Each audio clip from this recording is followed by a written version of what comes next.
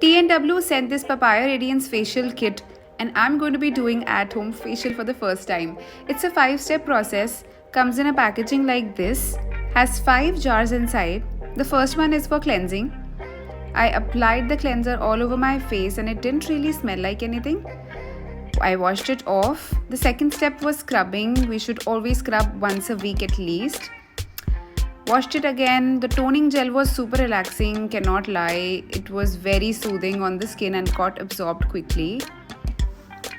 The next step was this moisturizing cream that I massaged all over with all these professional hand movements.